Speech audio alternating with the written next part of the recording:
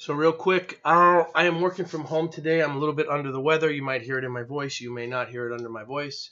If you hear a dog crying in the background, that happens to be my son, his dog, who he purchased to impress his girlfriend, and we got stuck with it. So anyway, enough of my personal life. Let's talk about how to write up an offer real quick.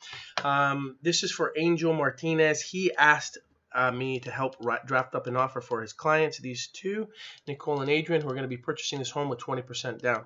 So I'm going to go over it real quick. Drafting up an offer is actually very, very simple. You should probably have templates written up, but let's just do new. Now remember, you go to car.org first, and then you sign in, and that is part of your member benefits when you enroll as a real estate agent and join as a member of the board. You're going to go to a new purchase.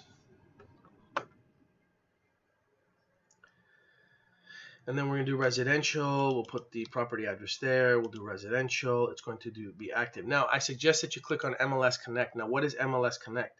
If you find the property address, so if I do a real quick search, let's just do a quick search on Redfin, see if it pops up. It didn't pop up, but I can find it on Zillow as well.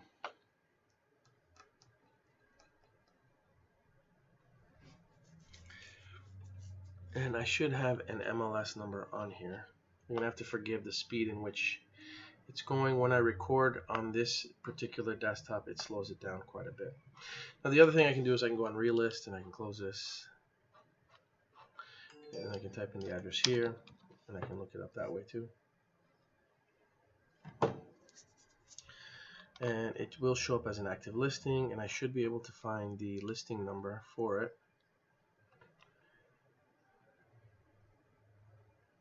There it is. So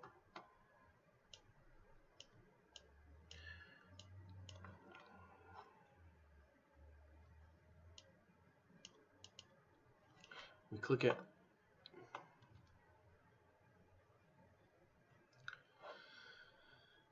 Here's the listing number.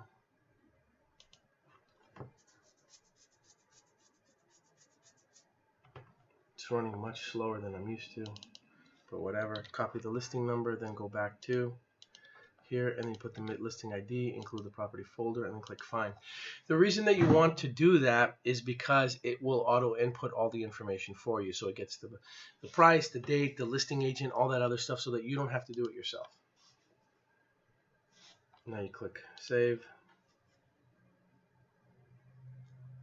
Now in this case, I'm also going to be adding Angel as an agent so that he can have access to this folder and he can enter his information. Now it's going to auto apply the template. I have particular templates that include our REH affiliated business addendum, which we need for every transaction. So a couple things you need to include with every one of your offers. Number one, the REH affiliated business addendum, because we're legally required to disclose who we are affiliated with. Number one. Number two, the REHTC fee addendum.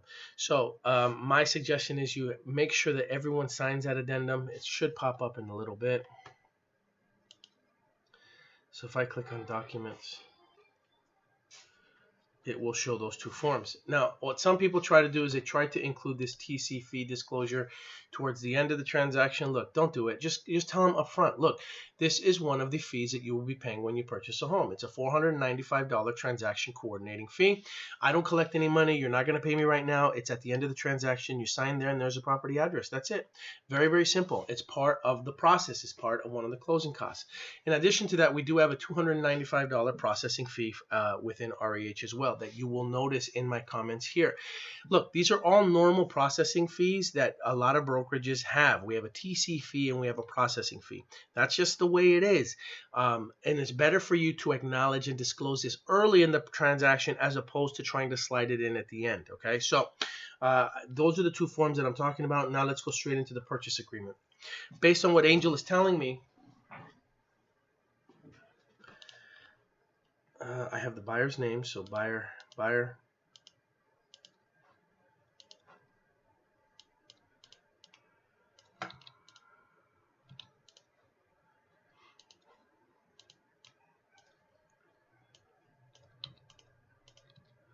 Now, in this case, I'm not going to be the agent. It's going to be Angel. So I'll leave that part blank. Real Estate Heaven's number is 0194 5994. I am going to put Angel Martinez just to be safe so he knows that's where his number is supposed to be. We're going to scroll down. Okay, that should all be there. See, the other agent's name is there. Boom, save me time. Wire transfer fraud disclosure. Okay, the date prepared, we'll put today's date. Parcel number is already filled in. In this case, I already know that we're starting at 710, so I'm going to put 710. Angel also texted me and let me know that we're going to be doing 40-day escrow, so we'll do 40 days. This is automatically filled in, which is great. That's why I do it. Initial deposit, you know, a 3% deposit is probably ideal. So in this case, 3% is 710. Now, because I'm representing the buyers, though, I'm going to be a little bit more lenient, so I'm going to put a $10,000 deposit. Okay, $10,000 deposit. Now, we're going to leave all this blank. And then the first loan. Now, they're putting down 20% down. So if the purchase price is 710 and they're putting down 20%, that's 142,000. Now, how much are they going to borrow? Well, minus 710. They're borrowing 568. So the first loan, right? Where is this again? Loans. First loan is going to be 568. Boom. Okay. You're not going to really mess with any of these time limits. Don't worry about that. You're going to keep all the time limits the same. Standard contingency period for inspection, usually about 7 to 10 days. For appraisal is about 7 to 15 days. For loan is 21 days total. So just leave those days there. Now, when you're representing a seller, you're going to try to tighten those time frames. But for now, I'm just going to leave them per the contract. So other terms, number one, they should have shown up there. I don't know why they didn't, but I apologize. Buyer to pay a $295 processing fee and a $495 TC fee made payable to REH Real Estate only upon the successful close of escrow. Okay, that's the type of language that you want to use there. Then we can put here REH for other REH affiliated business addendum. Okay, I don't think there's going to be any other terms. If we're going to keep all the appliances, we'll address that a little bit. Who's going to pay for the natural hazard? Usually seller pays that. Now in this case, I really don't care. Seller's choice. Okay. Buyer's going to pay for buyer's inspection, home inspection report. This case is going to be buyer's choice. Okay, seller termite report. Give me a termite report prepared by seller's choice. Just give me a report. That's all we care about. Government retrofit. Seller's going to pay for that. Okay, seller's going to pay for the compliance. So low flow water heaters, gas valve shutoffs, all that stuff. Seller's going to pay with compliance. That's their responsibility. Now, in this case, okay, I am going to put buyer and escrow pay escrow fee. Now, when we are representing the buyers, I am going to give you the opportunity to offer a flat escrow fee of $500. So we're going to say $500 to each side. Okay, $500 fee to each side. Escrow holder to be Real Estate Heaven escrow. Okay, so ideally we'd like to use our escrow company for a couple of reasons. Number one, we can monitor the transaction a lot better. Number two, I mean, it's no denying it. It's a source of revenue for the company, even if it is only $500 a fee. And number three, you can get paid a lot faster. So you get your money a lot faster when it's our own escrow company. So $500 fee to each side. Now, in this case, if you really think about it, this is a $700,000 transaction. I want you to understand why this is big. So on a $700,000 transaction, normal escrow fees are usually about $200 plus like $2 for every $1,000 that you spend. So 200 plus 2 times 7, right? 7 is 1440. So it's about $1,600 in escrow fees. Maybe more. Could be up to $2,000 depending on the escrow fees, but we're giving it to them for each for $500, which is pretty damn cool. All right, now seller's title insurance. Title insurance could be seller's choice. Who's going to pay the transfer tax? I don't think there's an HOA, but we'll just put seller to pay if applicable. If there is, I'm not sure. I don't think it is, but who's going to pay for the home warranty? Now, in this case, seller pays for it, but we're going to try to get our own vendor. And the only reason I want our vendor is because Sandy takes care of our clients really, really well. So we're going to put First American Sandy Franco. Okay. Try to get it for $575. We want the upgraded. This doesn't. We want the air conditioner. This probably doesn't have a pool, so I'm not going to worry about it. Okay. In this case, all items we're going to put all. We want all stove, all washer, etc., all refrigerators. And if it's not there, they can counter me out. I don't really care. Leased items. If there was solar panel, you might put leased. Who knows what else it might be. Okay, we're going to leave that blank. Closing possession, buyer intends. In this case, we're going to leave that there. Seller remaining in possession at close of escrow. I mean, we're not doing that, but in the event, the property's vacant. In the event the seller wanted to lease back from us, that's where we work on that.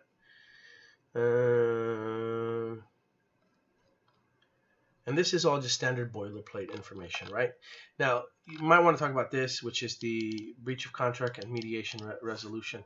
So here's the deal. As a seller, it's much more difficult to cancel a contract than it is a buyer. Buyers can typically cancel contracts for whatever reasons, even if they have a strange itch on their back. They can cancel transactions within 17 days so long as they haven't removed their contingencies.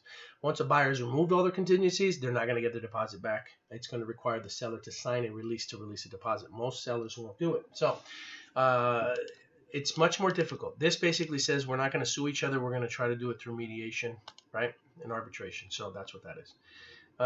Then the buyers are going to sign here. Angel's going to sign there. Buyer inspection advisor. And that's pretty much it. Then you're going to save this and you will send all 3 forms to the buyer to sign. So it's going to be the RPA. We'll go back to the documents. The TC fee disclosure, the REH affiliated updated, and the residential purchase agreement. Now in this case, I'm going to add Angel to the transaction. Let me get his email. Where is his email?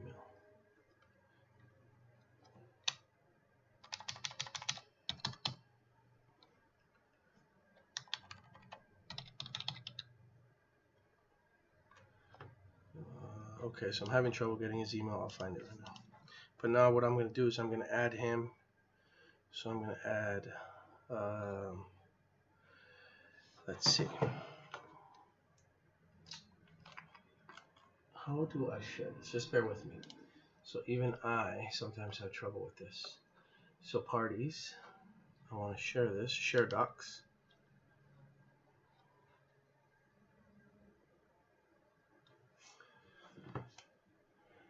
And let me get his email address.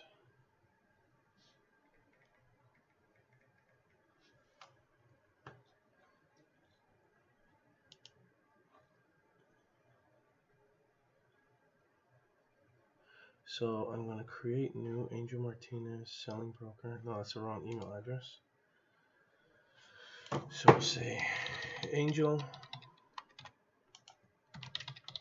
Martinez, and his email address is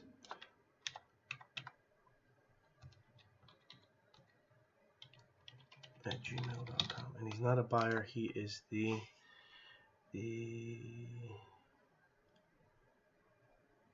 buyer. Whoa, what's going on here?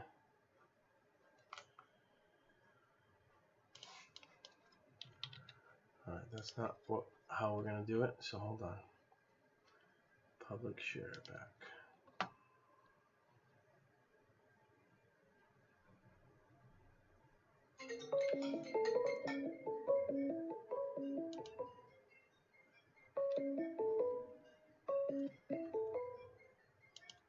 So I'm going to update his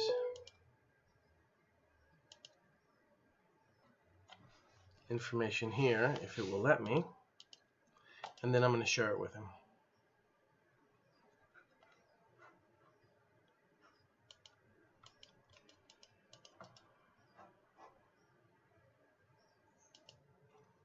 Okay, so I'm going to come into parties, and then I'm going to share this document with him, and then I'm going to have him be able to edit all 3 of these, all of them, and then I want him to be able to edit, upload, view, all of that stuff, right? So he should be able to do that. So I'm going to click save and send.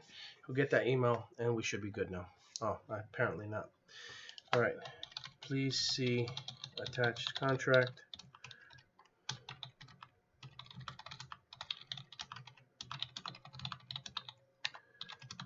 DocuSign or zip form to your buyers. Be sure to include the bio, pic of family, and proof of funds, and pre-approval. That's it. Send. Boom. Share invitation. And that is it, folks. All right. It's not that hard, although it did take me 15 minutes. I'll talk to you soon. Bye.